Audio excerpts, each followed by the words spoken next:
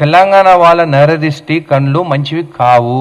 అందుకే కోనసీమల చెట్లన్నీ చచ్చిపోతున్నాయి. బహుశా దానివల్లనే వాళ్ళు తెలంగాణ కావాలనుకున్నారని చెప్పి మాట్లాడింది ఎవరు? మేము ఎప్పుడు నేను రావద్దని నువ్వు కూడా 2007లో తిరిగినా అంటున్నావు. తిరిగినావు నువ్వు, కానీ ఎవరి కోసం తిరిగినావు? అప్పుడు ప్రజారాజ్యం పార్టీ కోసం తిరిగినాం. ప్రజారాజ్యం పార్టీ ఎవరిది? మీ అన్న చిరంజీవి గారిదే కదా. చిరంజీవి గారు అంటే మాకు అభిమానం. మళ్ళీ పార్టీ తర్వాత ఏమైంది? కాంగ్రెస్ పార్టీతో విలీనమైంది. చిరంజీవి గారు రాజ్యసభ టికెట్ ఇచ్చింది కాంగ్రెస్ పార్టీ. సెంట్రల్లో కూడా స్టేట్ మినిస్ట్రీ కూడా ఆయనకి ఇచ్చినారు. మళ్ళీ ఆ రోజు నువ్వు ఏ రోజు మాట్లాడిందంతా ఏ కోణంలో మాట్లాడినావు? బీజేపీ వాళ్ళని ప్రొటెక్ట్ చేసుకుంటూ, అటుపక్క బీఆర్ఎస్ వాళ్ళని ప్రొటెక్ట్ చేసుకుంటూ నువ్వు మాట్లాడింది కాంగ్రెస్ పైన. మళ్ళీ ఆ రోజు చిరంజీవి గారిని విలీనం చేయొద్దని, దాంట్లో రాజ్యసభ టికెట్ తీసుకోవద్దని చెప్పి ఎందుకు చెప్పలేదు నువ్వు? అంటే ఆ రోజు అట్లా మాట్లాడతావు, ఈ రోజు సెంట్రల్లో బీజేపీ గవర్నమెంట్ ఉంది కాబట్టి వాళ్ళతో మాట్లాడుతున్నావా? అసలు నా డౌట్ ఏంటంటే, అసలు ఆంధ్రాలో అంటే ఆంధ్ర తమిళనాడు పాలిటిక్స్ ఎట్లుంటాయంటే ఎవ్రీ 5 yearsకి ఎన్ని ప్రభుత్వాలు మారుతుంటాయి. తెలంగాణలో 10 years ఫిక్స్డ్, దాని తర్వాత మాకు జాక్పాట్ ఉంటుంది ఎట్లయినా కాంగ్రెస్కి. నేను చెప్తాను ముందు నుంచి. అయితే 5 years తర్వాత ఎట్లా నువ్వు పోతావు? నువ్వు ఎట్లా అక్కడ ఉంటలేవు. నేను ఈరోజు చూస్తే కూడా చాలా గ్లామర్గా అనిపించావు. అంటే నాకు తెలిసి నువ్వు విజయవాడకి పోతలేవు, ఎందుకంటే ఎండలు ఎక్కువ ఉన్నాయి అక్కడ. ఎండలు ఎక్కుంటే నల్లగా అవుతారు. నువ్వు నల్లగా కాకుండా తెల్లగా ఉన్నావంటే నువ్వు తెలంగాణలో ఉన్నావు. నీ విజయవాడ ఇసిపెట్టుకొని, నీ ఆంధ్రాని ఇసిపెట్టుకొని ఇక్కడికి వచ్చి నేను ఇక్కడ తిరుగుతాను, అక్కడనే న్యాయం చేయలేకపోయినావు. అసలు ఈ 2 సంవత్సరాలు అయింది కదా మీరు వచ్చి. ఈ 2 సంవత్సరాలలో నువ్వు హైదరాబాద్లో ఎన్ని రోజులు ఉన్నావు? నువ్వు డిప్యూటీ సీఎం అయినాక విజయవాడలో ఎన్ని రోజులు ఉన్నావు? అసలు మీ పార్టీ ఒక్కడు కూడా గెలవాలని చెప్పి సర్వేగా తెలిసింది కాబట్టి అయ్యో అంటే ఇప్పుడు సినిమా యాక్టర్ ఎట్టుంటారో చెప్తా. మూవీస్ వస్తాయి, ఒక మంచి ప్రొడ్యూసర్ ఉంటాడు, ఇంకొక పెద్ద ప్రొడ్యూసర్ ఉంటారు. ఇప్పుడు రాజమౌళి సినిమాలు యాక్ట్ చేయాలని అందరికి ఇష్టం ఉంటుంది, అంటే పెద్ద మూవీస్ తీస్తారు. అయితే ఈ ప్రొడ్యూసర్స్ కూడా ఎట్లుంటారంటే ఎవరు ప్యాకేజ్ ఎక్కువిస్తే వాళ్ళ దగ్గరికి పోవాలని ఉంటారు. బహుశా మొన్న అమిత్ షా గారిని కలిసింది దీనికేనేమో, ప్యాకేజ్ మాట్లాడుకొని నేను తెలంగాణకు వస్తానని చిచ్చు పెట్టి కొట్లాటలు పెట్టి కావాలని నరదిష్టి అని కూడా దీనికోసమే మాట్లాడినేమో అని కూడా నాకు డౌట్ వస్తుంది. ఇదే కాకుండా పదే పదే కొండగొట్టుకు పైసలు ఇచ్చినట్టు ఏంది ఇది? మనం తిరుపతికి పోతాం, ఉండిలో పైసలు వేస్తాం, మనం చెప్తామా ఎవరికైనా ఎంత వేస్తాం అనేది చెప్తామా మనము? అంటే నువ్వు ఆఖరికి దేవుణ్ణి కూడా వాడుకుంటున్నావు నువ్వు. ఏంది ఇది? తిరుమల వెంకటేశ్వర స్వామి పైసలు ఒకసారి ఉండి లేసిన తర్వాత అవి నీవి కావు, నావు కావు, ఎవరి కావు. అది వెంకటేశ్వర స్వామి. వెంకటేశ్వర స్వామి తన భక్తుడు ఆంజనేయ స్వామి కట్టించుకుంటున్న గుడి కొండగట్టు స్వామి గుడికి. అట్లాంటిది కూడా దేవుణ్ణి తీసుకు అయినా కానీ నాకు ఈరోజు ఒకటి అర్థం కాలే. పదే ఇంగ్లీష్లో మాట్లాడుతాడు. ఎవరి కోసం మాట్లాడుతున్నావు? అమిత్ షా వినాలనా? అదే దిస్ అని మాట్లాడుతున్నావు. ఏంది నువ్వు మాట్లాడేది? తెలుగులో మాట్లాడు, తెలంగాణలో మాట్లాడు. కావాలని మధ్యలో ఇంగ్లీష్ తీసుకొచ్చా. National media address again later. అంటే నువ్వు ఎవరిని ఇంప్రెస్ చేయాలనుకుంటున్నావు? ఒకటి అమిత్ షాని, ఇక్కడ ఉన్న కేసీఆర్ని.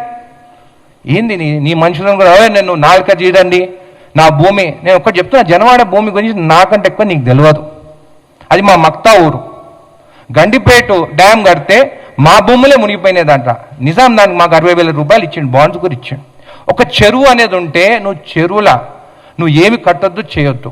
దాంట్లోకి ఎవరైనా పోవచ్చు. చెరువు ఉంటే పట్టాశిఖం ఉంటే కూడా, పవన్ కళ్యాణ్ నీకు తెలుసో తెలియదో, పట్టాశిఖం ఉంటే కూడా చెరువు అది. ఒక పంట వేసుకోవచ్చు, దాంట్లోకి గ్రామస్తులు పోవచ్చు, ఈత కొట్టుకోవచ్చు, చేపలు పెంచుకోవచ్చు. మా ముదిరాజ్ బిడ్డ చేపలు కూడా పెంచుకోవచ్చు. నీకు తెలుసో తెలియదో ట్రెస్ పాసింగ్ కేసు పెడతా అంటున్నావా? అంటే ఒక జర్నలిస్టులు పోయినారు. నేను నిన్న టీవీలో చూస్తాను, పోయింది జర్నలిస్టు కూడా నువ్వు స్వేచ్ఛ లేకుండా ఈరోజు మాట్లాడతావా? నువ్వు ఎట్లా వస్తావు ట్రెస్ పాసింగ్ అంటే? మేము జర్నలిస్ట్ మీరు కూడా అడుగుతారు. అంటే మీరు పోయి ఏదైనా వీడియో తీయాలంటే మీ పైన కేసులు పెడతారు. మళ్ళీ పాకిస్తాన్ అని మాట్లాడుతున్నావు.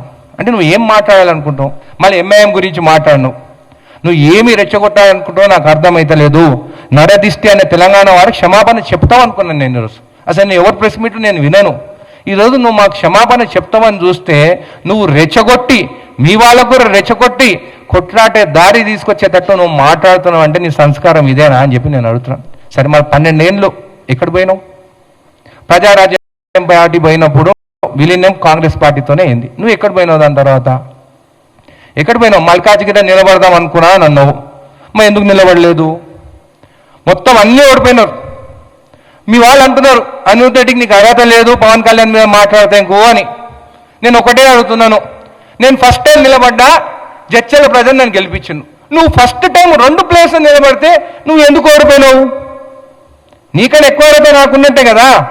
ఇంకోసారి మాత్రము నువ్వు ఇష్టం వచ్చినట్టు మాట్లాడి తిరుగు, నీ ఇష్టం ఉన్న దగ్గర తిరుక్కో. ఎవరొద్దంటూ నువ్వు గుజరాత్ పార్టీ పెట్టుకో, మహారాష్ట్రలో పెట్టుకో. గుజరాత్ అంటే నీకు అమిత్ షాని మోడీని చూస్తే భయమేమో నీకు, లేకుంటే ఏం ప్యాకేజ్ మాట్లాడుకున్నావు నువ్వు. ఇంతకుముందు చెప్పినట్టు ప్రొడ్యూసర్లు ఎవరు పెద్ద ప్యాకేజ్ ఇస్తే వాళ్ళ దగ్గర పోతాం. నా దగ్గర అయితే అంత ప్యాకేజ్ లేదు, నేను తీసుకొని నా కోసం తిప్పించుకునేదానికి చర్చలలో. నాకు బహుశా తెలిసి జగన్ గారు ఏమైనా ఎక్కువ ప్యాకేజ్ ఇస్తే కూడా అటు కూడా పోవచ్చు. కాబట్టి ఇంకోసారి తెలంగాణ మీద మాట్లాడేటప్పుడు పిచ్చి పిచ్చి మాట్లాడేటప్పుడు జాగ్రత్త, నోరు జాగ్రత్త అని చెప్తాను. 2 సినిమాలు ఎత్తిపోయినాయి. నువ్వు డిప్రెషన్లో ఉన్నావని నాకు తెలుసు.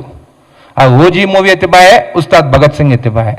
ఇంకో మూవీ వస్తే కూడా ఎత్తిపోతుందో మంచిగా ఉంటుంది. మేమందరం నీకు మూవీ హిట్ కావాలని అనుకుంటున్నాము. కానీ 2 మూవీలు ఫ్లాప్ అయిన దాని వల్ల డిప్రెషన్లా, అంటే ఎవరు డిప్రెషన్ ఉన్నా కానీ ఆ తెలంగాణ వాళ్ళు మేము సెంటిమెంట్ పీపుల్, ప్రేమతో చూస్తాం.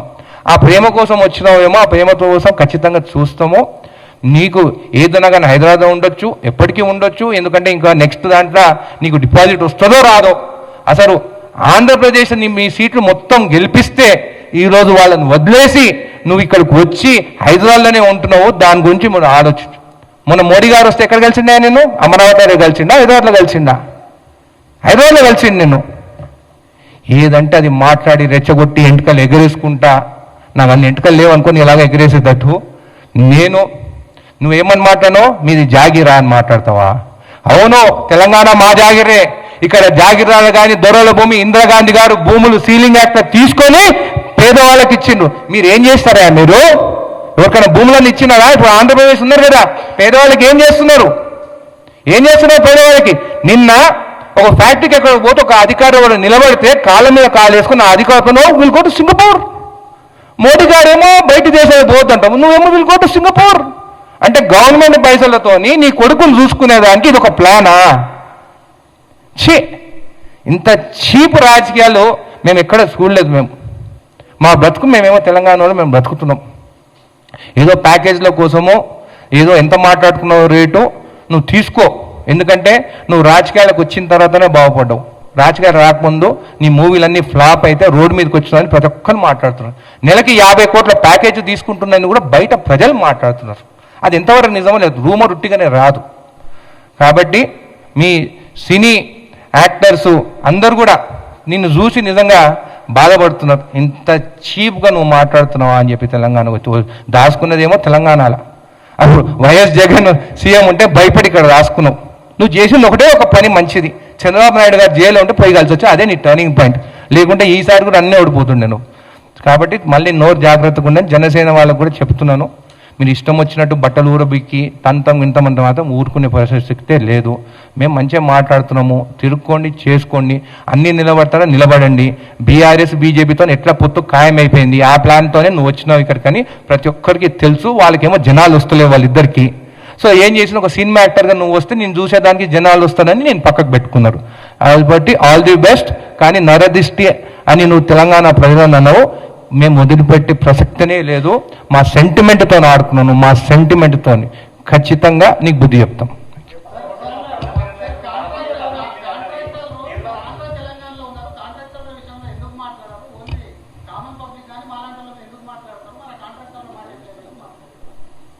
మేము స్టార్టింగ్ నుంచి కూడా నేను కూడా చెప్పినాను ముందు కూడా, మేము కూడా స్టార్టింగ్ పవన్ కళ్యాణ్తో ఇక విభేదాలు దేనికి వచ్చినాయి, నరదిష్టి అన్నాడని విభేదాలు వచ్చాయి. లేకుంటే ఆయన గురించి మేము మాట్లాడు. ఇంతకుముందే చెప్పినాను కదా నేను, ఏమని చేసుకోమను, కాంటాక్ట్ ఆయన చేసుకోమను. వాళ్ళు సినిమాలు చేసుకుంటలేరా? నేను ఒక్కటే అడుగుతాను, నీకు అంత మీ ఫ్యాన్స్ పైన నీకు అంత అది ఉంది కదా, నీకు ప్రేమ ఉంది కదా, నీవు వచ్చిన సినిమా 2 రోజులు ఫ్రీ టికెట్స్ ఎందుకు ఊరికే రేట్లు పెంచమని చెప్పి నన్ను అడుక్కుంటున్నారు? ఎందుకు రేట్లు పెంచమంటున్నారు? ఎవరిపైన పడుతుంది ఆ భారం? ఫ్రీగా 2 days పవన్ కళ్యాణ్ అయితే నీ వచ్చే మూవీ ఏది వస్తుందో నీ జన సైనికుల కోసము నీ ఫ్యాన్స్ కోసం 2 రోజులు ఆంధ్ర తెలంగాణలో టికెట్ లేకుండా ఫ్రీగా వాడి సినిమాలు చూపి, వీళ్ళకి పబ్లిక్ ఎంత వచ్చినా కొద్దీ వీళ్ళకి ఆందాన్ని ఎక్కువ. దానికోసమే వాళ్ళు అది చూపించారు. అదే మా దగ్గర ఇంత మంది ఉన్నారని చెప్పేసి అక్కడ మళ్ళీ అమిత్ షా కొని చూస్తే మళ్ళీ ప్యాకేజ్ పెడుతుంది. లేకుంటే కేసీఆర్ ఇస్తాడేమో పెద్ద ప్యాకేజ్ దానికన్నా. లేకుంటే మళ్ళీ జగన్ కూడా మాట్లాడుకోవచ్చు. నాకు అది కూడా డౌట్ ఉంది. చూద్దాం. ఇంకా నేను ఈరోజు చెప్తున్నాను కదా, బీఆర్ఎస్ బీజేపీ దాని తర్వాత జనసేన, ముగ్గురు పొత్తుతోనే వచ్చే ఎలక్షన్లు వస్తున్నారు. ఈరోజు నేను మాట్లాడుతున్నాను, ఈరోజు గాంధీ భవన్లో మీ ముందు మాట్లాడుతున్నాను, రాసి పెట్టుకుని వాళ్ళలాగా అబద్ధాలు మాట్లాడటం కాదు.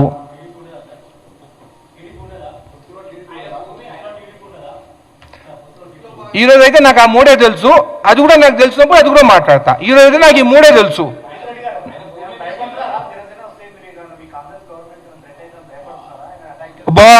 బాబా అంత తడిచిపోతున్నాం. మేము మాట్లాడేది ఇదేంటి సెంటిమెంట్ గురించి మాట్లాడి నువ్వు తిడుకో అని చెప్తుంటేనేమో భయపడుతున్నాడు. నిలబడమని చెప్పు రాదు. అదే నేను ఒకటి చెప్తున్నా, నేను ఒకటి అడుగుతున్నా, పవన్ కళ్యాణ్ గారు నెక్స్ట్ ఎలక్షన్లో ఆయన చెప్పమని చెప్పు, ఆంధ్రాలో నిలబడతాడా తెలంగాణలో నిలబడతాడా? తెలంగాణలో అయితే నేను చెప్తున్నా, దా జడ్చలో నిలబడతారా చూసుకుందాం. మరి నిలబడకుండా ఎందుకు వచ్చిండే? పార్టీ అంటే ఎవరు నిలబడతారు? మళ్ళా ఎవరు? బట్టలు ఊరబీక్తాము, తంతము, చంపుతాము, గన్లు తీసుకొని షూట్ చేస్తాము, పొడుస్తాము, వాళ్ళకి ఇస్తారా టికెట్? చెప్పు. మళ్ళీ ఆయన నిలబడుకుంటే ఎవరి కోసం వచ్చిండు? బీజేపీ కోసం వచ్చిండా? బీఆర్ఎస్ కోసం వచ్చిండా? క్లారిటీ ఇవ్వాలి, రాజకీయాల్లో క్లారిటీ ఇవ్వాలి. నేను 10 ఏళ్ల కింద నేను ఎమ్మెల్యే అవుతా అని వచ్చిన క్లారిటీగా, అపోజిషన్ నిలబడ్డా క్లారిటీతో ఉన్నా. ఇష్టం వచ్చినట్టు ఆ పార్టీలు ఈ పార్టీలు పోయి పదవుల కోసం పోలేదు. ఆయన పోయిండు.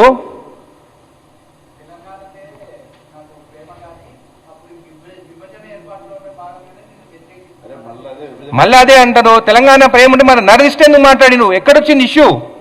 ఎక్కడొచ్చింది ఇష్యూ? నేను ఎక్కడ మాట్లాడినాను? నరదిష్టి వాళ్ళ కంటి చూపులతోనే చెట్లు చచ్చిపోయినారు. ఇష్యూ అక్కడ. నిన్న కూడా ప్రెస్ మీట్ పెట్టినప్పుడు నేను ఏమని చెప్పినాను? రండి తిరగండి, ఎవరు వద్దంటలేరు. నువ్వు గుజరాత్లో కూడా పెట్టా పార్టీ, ఎవరు వద్దంటుంది నిన్ను? నేషనల్ పార్టీ అని అన్నారు. ఓ మిస్టర్ రాహుల్ గాంధీ, ప్రియాంక గాంధీ అని మాట ఈయనకు అర్హత ఉందా వాళ్ళ ముందు పేరు తీసుకునేదానికి? వాళ్ళ కుటుంబం ఏంది, ఈయనదేంది? ఇందిరాగాంధీ గారు ఈరోజు పేదలకి భూములు ఇచ్చుంటే ఉంటుండేనా భూములు పేదలకి? ఆమె లేకుండా ఉంటే?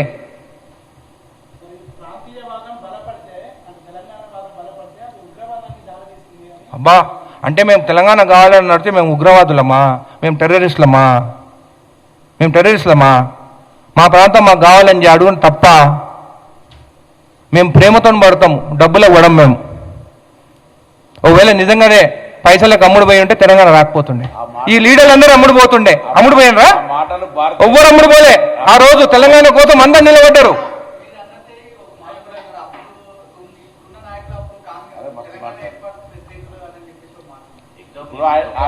ఇప్పుడు ఆయన మాట్లాడినట్టుగా మాటలు అవన్నీ భారతీయ జనతా పార్టీకి మాట్లాడించిన మాటలుగానే భావిస్తారు. ఎందుకంటే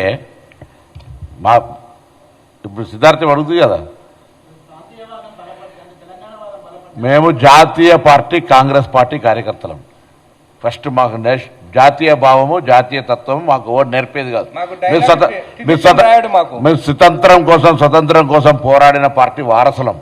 ఈ దేశం కోసం ప్రాణాలు అర్పించినటువంటి పార్టీ కార్యకర్తలం.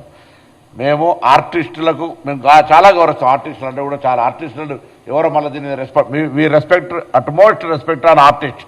బట్ ఇట్లా పూర్తిగా పొలిటికల్గా పేమెంట్ తీసుకొని ఆర్టిస్ట్ మాట్లాడటంలో వాల్యూ. తర్వాత మీరు అంటారు తెలంగాణ వేర్పాటువాదము అనేటువంటి మాట అంటున్నామంటే నీ యొక్క అక్కసు బయటపడతా ఉంది.